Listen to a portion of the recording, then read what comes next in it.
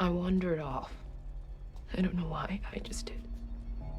I ended up in that hall of mirrors. There was another girl in there. She looked like me.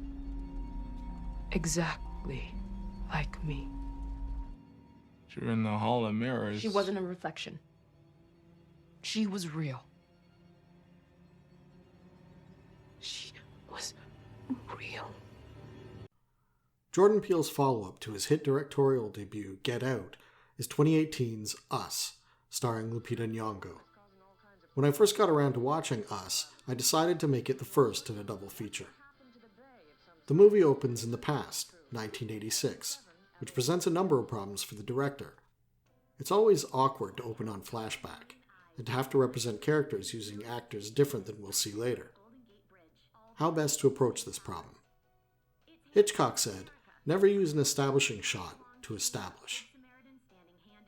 Where many filmmakers would have simply had the year written in text across the screen, eager to get on with the story, Peele instead takes the opportunity to establish the year by reminding us about the Hands Across America drive, a charitable movement intended to draw attention to poverty in America. This may seem purposeless at the time, but it becomes important later. It has this in common with all of the early scenes, which at times can seem almost surreal in their strange eeriness, and which may appear inexplicable or irrelevant, but all of which will pay off later. Peele takes his time in presenting each image or event, letting them sink in and the audience form questions in their minds. And here, Peele demonstrates that he is a superior filmmaker. It seems strange to praise a director for competence, but in fact there are few who would take a problem such as the inanity of establishing flashback and turn it into an advantage, planting seeds of suspense that draw an audience into the story. If Peele shows us anything in Us, it's that he excels in concocting images that are haunting, mysterious, and disturbing. Most disturbing of all is the film's premise, that the protagonist's family is stalked by doubles who appear almost savagely uncivilized and homicidal, driven by unknown motives. It's us. But then the story takes a turn. Quite early on, during the initial home invasion, it explains itself. Excuse me. Excuse me. What do you want? You could have my wallet.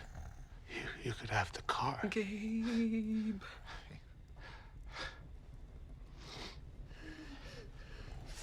You could have the boat for all I care. Nobody wants the boat, Dad. How about this? You take me to the ATM.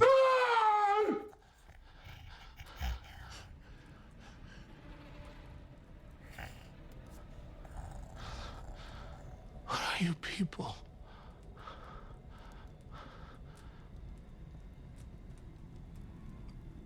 We're Americans. Okay, this seems to be a group of individuals engaged in some sort of demonstration or protest. It's not clear at this time if or how these people are connected to the attacks. What is that? They're forming what looks It's like them. a human chain. What are they doing? I don't know, but that would take a shitload of coordination. Obviously, if you have children present watching us right now, you should turn them away. You're not sure what is about to happen.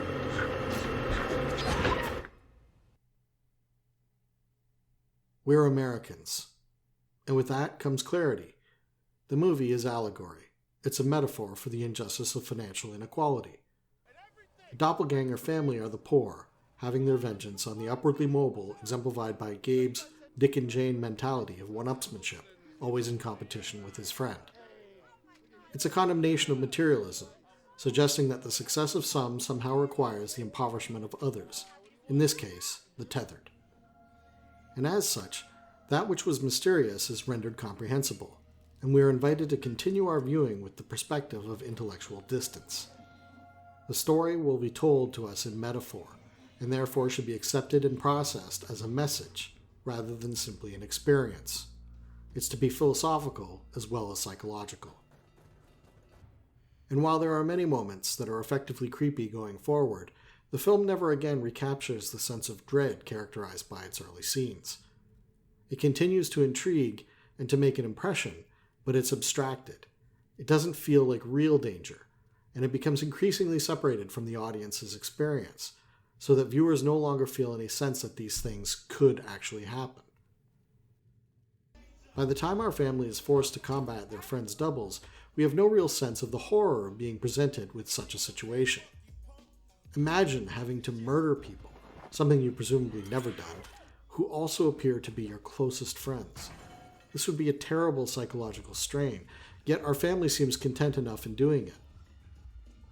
And it only seems to trouble Adelaide to the extent she is self-conscious having her son witness her brutality.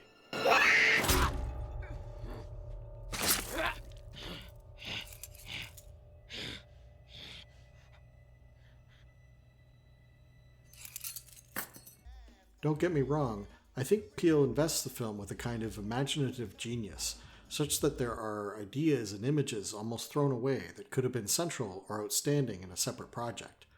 He seems at this point to be superfluously creative.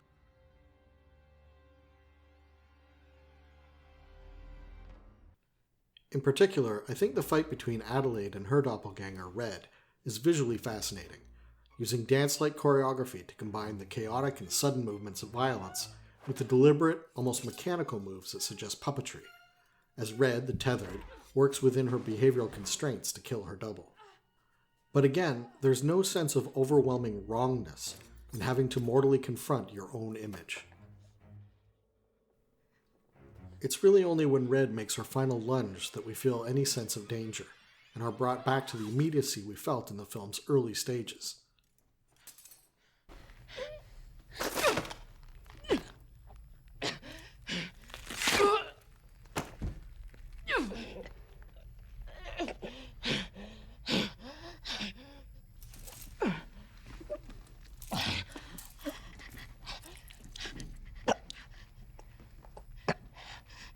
Finally, Peele presents us with the twist we've been expecting since the beginning, revealing that Adelaide is actually the tethered, having escaped by switching places with her surface world double as a child.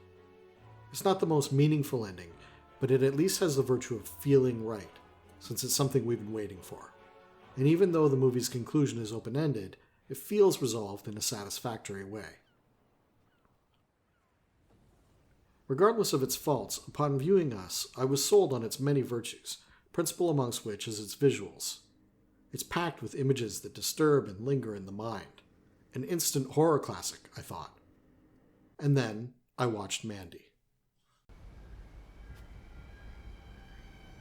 Look.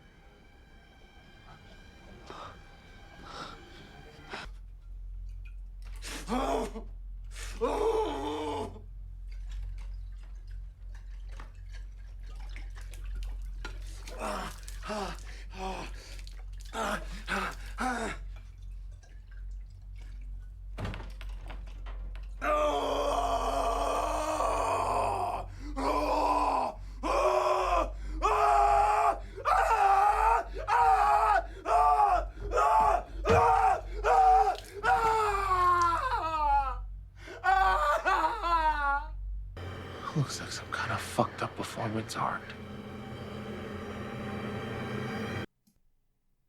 Please like and subscribe if so inclined, and watch for my upcoming video on Mandy.